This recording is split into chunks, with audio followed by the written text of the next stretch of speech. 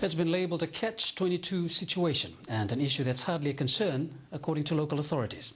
Government argues Australia and New Zealand's call for the removal of military officers from the civil service is absurd, as a blanket travel ban exists on anyone appointed to any government position, whether civilian or otherwise. Sharon Wilson with the details. After making its commitments to a constitutional process and elections, demands by Australia and New Zealand to demilitarise the civil service is yet another condition listed by the MCG if Fiji One sanctions lifted. However, the fact is travel bans are imposed on those not even in the military. There is, for example, the CEO of FIRCA cannot travel to Australia. The CEO of FIRCA is not a member of the RFMF. The chairman of the Water Authority of Fiji is a commercial person. He's got a travel ban. A board member of the Water Authority of Fiji, again, a commercial technocrat. He's got a travel ban. So they're actually misleading the public of Fiji by saying they've got travel bans because of so-called militarization. Sayed-Khaiyum says the sanctions are foreign policy initiatives, suggesting there is certainly some confusion about it.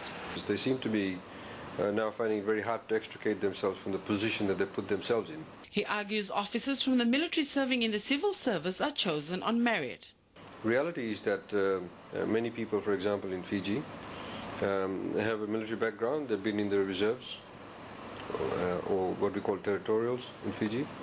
A lot of the people who are serving, obviously, they've been chosen because of their prior skill sets, or the ability to bring about efficiency in the jobs that they hold. Government has called on Senator Bob Carr to provide empirical evidence for his suggestions that Pacific Island countries are concerned with the heavy military presence in Fiji's civil service.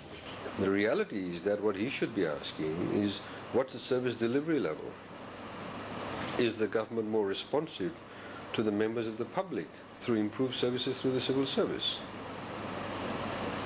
Has corruption been addressed in a systemic manner? Yes, we've got an independent corruption commission. So you see, again, it is a sort of parachute diplomacy. Government maintains the secondment of military officers to serve in the civil service was never before an issue of concern. Sharon Wilson, Fiji One News.